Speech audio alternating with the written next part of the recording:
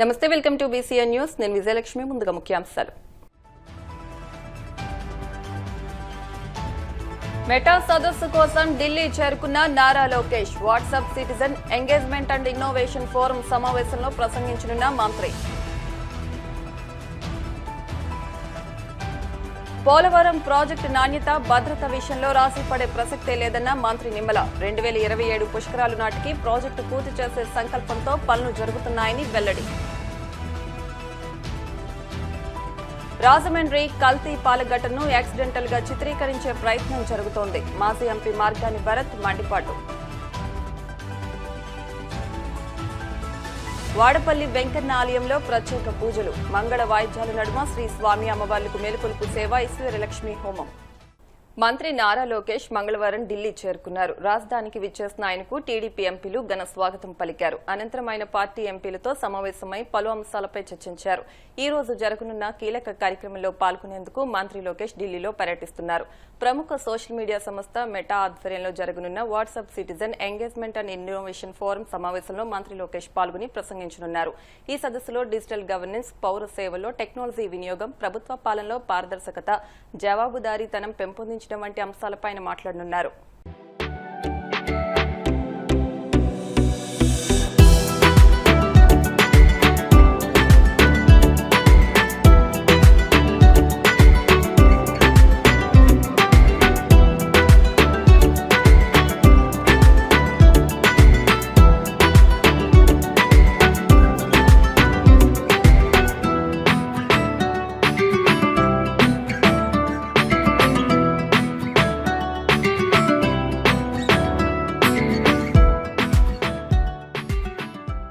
రాష్ట్ర భవిష్యత్తు దశాదిశను మార్చేదే పోలవరం ప్రాజెక్టు అని రాష్ట్ర జలవనరుల శాఖ మంత్రి నిమ్మల రామానాయుడు అన్నారు.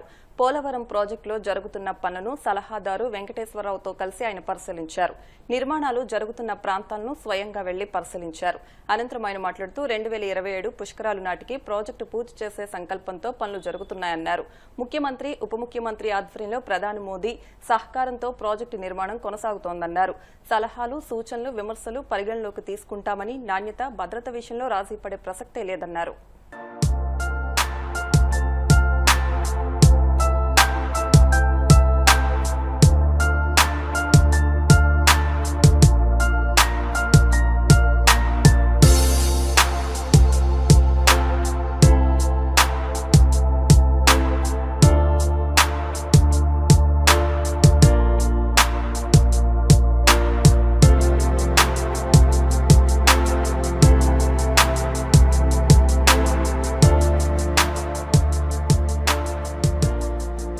ఈ పోలవరం ప్రాజెక్టు కూడా నిర్మాణం అంతా కూడా సిడబ్ల్యూసి డిజైన్స్ ఏవైతే ఇచ్చారో ఆ డిజైన్స్ ప్రకారం ఈ ప్రాజెక్టు నిర్మాణం జరుగుతుంది. సిడబ్ల్యూసి ఇచ్చిన డిజైన్స్ ప్రకారం పోలవరం ప్రాజెక్టు నిర్మాణం సాగుతుందా లేదా, ఈసీఆర్ఎఫ్ డ్యామ్ నిర్మాణం సాగుతుందా లేదా, డయాఫ్రమ్ వాల్ నిర్మాణం సాగుతుందా లేదా అనేది కూడా పోలవరం ప్రాజెక్ట్ అథారిటీ PPA ప్రతిరోజు కూడా ఆ డిజైన్స్కి అనుగుణంగా ఈ ప్రాజెక్టు పనులు జరుగుతున్నాయా లేదా, నాణ్యత పాటిస్తున్నారా లేదా, భద్రతా పరంగా వెళ్తున్నారా లేదనేది స్వయంగా PPA కూడా దీన్ని ఎవ్రీడే దీన్ని మానిటరింగ్ చేస్తారు. అదేవిధంగా ఈ ఏదైతే అంతర్జాతీయ నిపుణులు ప్యానల్ ఎక్స్పర్ట్స్ ఎవరైతే ఉన్నారో వాళ్ళు కూడా ఎవ్రీ 3-4 మంత్స్కి వచ్చి ఈ జరుగుతున్నటువంటి పనులను కూడా ఎప్పటికప్పుడు మరి సమీక్షించుకుంటూ ఇంకా దీనికి కూడా సూచనలు కానీ ఇంకా ఏదైనా బెటర్గా ఇంకా ప్రాక్టికల్గా మనం వర్క్ చేస్తూ ఉన్నప్పుడు ఇంకా ఏదైనా డిజైన్స్ ఇంకా ఇంప్రూవ్మెంట్ చేసిస్తే దాన్ని కూడా సిడబ్ల్యూసి ఆమోదించి ఈవేళ పోలవరం ప్రాజెక్టు అథారిటీ ద్వారా ఈ పనులు జరుగుతున్నటువంటి పరిస్థితిని గుర్తుపెట్టేసుకుంటూ అంటే ఈ రకంగా ఎక్కడా కూడా నాణ్యత విషయంలో కానీ భద్రతా విషయంలో కానీ ఎక్కడ కూడా రాజీ పడకుండా ముందుకు వెళ్తాము. ఖచ్చితంగా ఏ సలహాలు సూచనలైనా సరే ఏ మాత్రం 1% మెరిట్ ఉన్నా కూడా దాన్ని స్వీకరించి ఇంప్లిమెంట్ చేస్తాము. ఈ పనులన్నీ కూడా సిడబ్ల్యూసి PPA పర్యవేక్షణలో జరుగుతున్న విషయాన్ని కూడా దయవించి గుర్తు చేస్తూ ఖచ్చితంగా రేపు ఏదైతే ఈ యొక్క పోలవరం ప్రాజెక్టుకు సంబంధించి డయాఫ్రమ్ వాల్ మరి 1372 మీటర్లు ఉంటే ఇప్పటికే 1300 మీటర్లు పూర్తి చేసాం కొత్త డయాఫ్రమ్ వాల్. ఈ యొక్క మార్చి ఇంకొక 15-20 రోజుల్లో కొత్త డయాఫ్రమ్ వాల్ పూర్తవకపోతూ ఉంది. మరి అదేవిధంగా ఈసీఆర్ఎఫ్ డ్యామ్ కు సంబంధించి ఇప్పుడే మనం చూస్తాం గ్యాప్ 1 పనులు. మీరు కూడా చూస్తారు ఎంత ముమ్మరంగా గ్యాప్ 1 పనులు జరుగుతూ ఉన్నాయో. ఆ యొక్క గ్యాప్ 1 కు సంబంధించి అత్యంత కీలకమైనటువంటిది, గ్యాప్ 2 కు సంబంధించి అత్యంత కీలకమైనటువంటిది ఈసీఆర్ఎఫ్. అంటే ఏదైతే యొక్క earth cum rock fill dam main dam 2027 కల్లా ఈ పోలవరం ప్రాజెక్టుని పూర్తి చేస్తామని చెప్పి మీ ద్వారా కూడా తెలియజేస్తాం. రాజమహేంద్రవరం కల్తీ పాల ఘటనపై కూటమి ప్రభుత్వం హైడ్రామా ఆడుతోందని వైసీపీ అధికార ప్రతినిధి మాజీ ఎంపీ మార్గాని భరత్ మండిపడ్డారు. రోజుకో బాధితుడి వెంటిలేటర్ తొలగించి మృతదేహాలను కుటుంబాలకు అప్పగిస్తూ ఈ ఘటనను యాక్సిడెంటల్ గా చిత్రీకరించే ప్రయత్నం జరుగుతోందని ఆయన అనుమానం వ్యక్తం చేశారు. ఘటనపై పూర్తి నిజాలు వెలుగులోకి రావాలంటే స్వతంత్ర సంస్థతో దర్యాప్తు జరగాల్సిన అవసరం ఉందని, బాధిత కుటుంబాలకు ప్రభుత్వం న్యాయం చేయాలని డిమాండ్ చేశారు. రాజమహేంద్రవరం ఆసుపత్రిలో చికిత్స పొందుతున్న బాధితులను పరామర్శించిన అనంతరం మీడియాతో మాట్లాడిన ఆయన కల్తీ పాల ఘటన ప్రభుత్వ వైఫల్యమేనని ధ్వజమెత్తారు. రాష్ట్ర ముఖ్యమంత్రి చంద్రబాబు నాయుడు గారు గాని, ఉప ముఖ్యమంత్రి పవన్ కళ్యాణ్ గారు గాని, వైద్యశాఖ మంత్రి ఆయన సత్య గారు గాని, వీళ్ళు ముగ్గురికి రాజమహేంద్రవరంలో వచ్చి ఘటన ఏం జరిగింది, కల్తీపాలు ఘటన తెలుసుకోవాల్సిన ఇంగిత జ్ఞానం లేదా అని అడుగుతా ఉన్నా. ఇవాళ ఈ కూటమి ప్రభుత్వము ఈ కల్తీపాలు ఘటన కేవలము ఒక యాక్సిడెంట్ గా చిత్రీకరించే కార్యక్రమం చేస్తా ఉన్నారు. యాక్సిడెంట్ గా చిత్రీకరించే కార్యక్రమం చేసి ఇవాళ నేషనల్ ఫోరెన్సిక్ సైన్స్ ల్యాబొరేటరీస్ కి బ్లడ్ శాంపిల్స్ ఎందుకు పంపించలేదని ఇవాళ సూటిగా ప్రశ్నిస్తా ఉన్నాం. మీరేదో ప్రైవేట్ ల్యాబొరేటరీస్ కి లేకపోతే మీ స్టేట్ గవర్నమెంట్ ఆధీనంలో ఉన్న ల్యాబొరేటరీస్ కి పంపిస్తే నిజం అనేది బయటకు రాదు. ఇవాళ సంఘటనని సిబిఐకి అప్పచెప్పాల్సిన అవసరం ఉంది. ఏదైతే తిరుపతి లడ్డూలో ఏ రకంగా అయితే సిబిఐకి అప్పచెప్పిన తర్వాత వాస్తవాలు ఏ రకంగా అయితే బయటకు వచ్చినాయో, ఖచ్చితంగా కల్తీపాలు ఘటనలో కూడా సిబిఐకి అప్పచెప్పితే వాస్తవాలు బయటకు వస్తాయి. వీళ్ళు ఏదైతే ఆ రోజున పోలీసులు ఒక హై డ్రామా క్రియేట్ చేసి కూలెంట్ లీక్ అయింది, ఆ కూలెంట్ లీక్ అయిన దాంట్లోంచి ఆ ఇథిలీన్ గ్లైకాల్ వచ్చి పాలల్లో కలిసింది, ప్రమాదవశాత్తు తాగారని చెప్తా ఉన్నారు.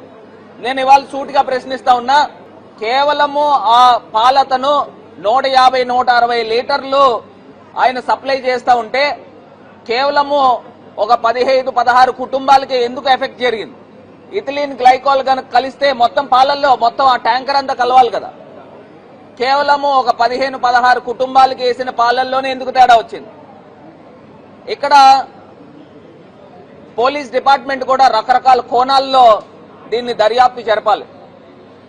ఎందుచేతనంటే అక్కడ పేషెంట్స్ కి ఇచ్చే ట్రీట్మెంట్ చూస్తే అందరికీ కూడా కిడ్నీస్ ఫెయిల్యూర్ అయినాయి.